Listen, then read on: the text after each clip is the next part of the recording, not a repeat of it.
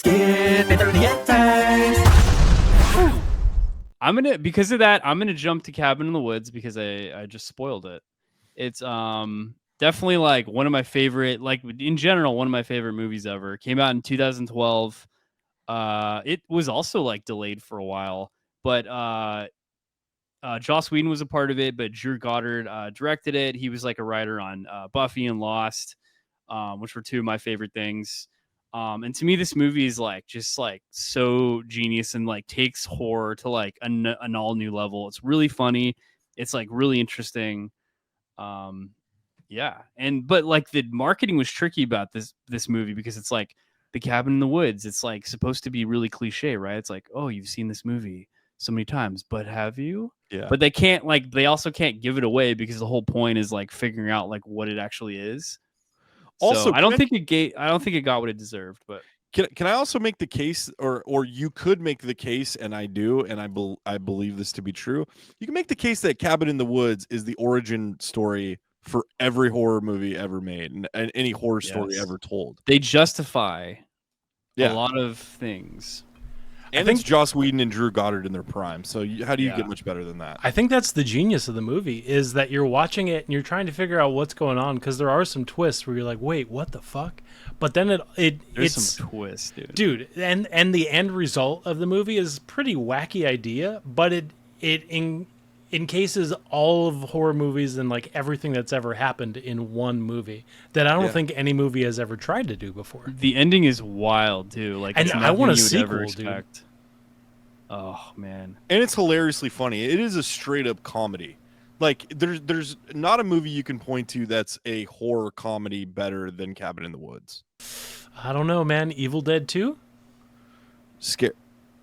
I mean, sure, yeah. I'm not saying I'm being a little bit facetious. There's definitely other horror comedies, but Cabin in the Woods just balances that out so well. And when you're genre bending like that, because with Evil Dead, there's like, I kind of want them to pick a lane a little bit. I love those movies and they're great, but there's part of me that's like, pick a lane, because I don't really know what you're trying to do. But Cabin in the Woods is like, this is it. I mean, Army of Darkness is like would you call that the most wild, Vince? You're the Evil Dead expert. I think so. I love Army of Darkness so much. Or the dude. most comedic, I think, for sure, right? Yeah, oh yeah. It's so fun. Like that whole series of movies are so strange to me, because you have the first one that was so low budget and was like actually a pretty creepy movie. It didn't really have too much humor in it. Then they redid the movie completely with humor and a bigger budget, which I've never seen a movie make the same movie again, like verbatim.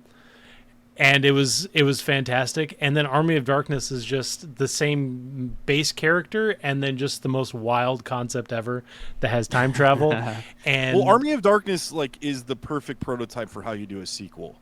Like, you have the remaining lead character, but then you take him and put him in a completely different place.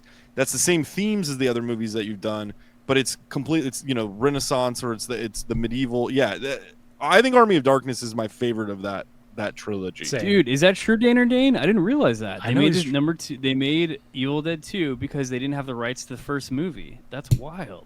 he's dropping facts. So he just dude. made it with his own ownership. That's so crazy. How was he even able to call it Evil Dead? Huh. I don't know. Evil Dead 2 has one of my favorite scenes in any horror movie, where they strapped Bruce to the front of a dirt bike, and then did the stop action recording of him going through the forest and spinning and stuff. That scene is absolutely crazy, dude. And then I think they even end it with like the old school monster makeup.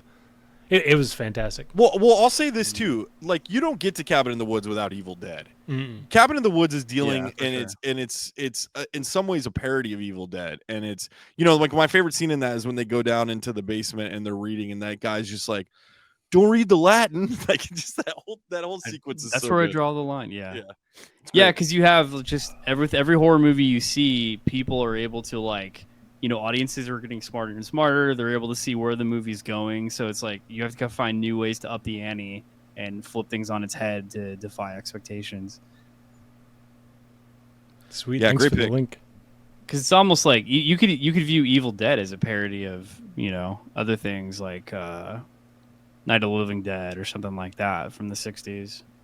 Yeah, I love the those low like the through the forest shots, and Raimi does that in like Spider-Man.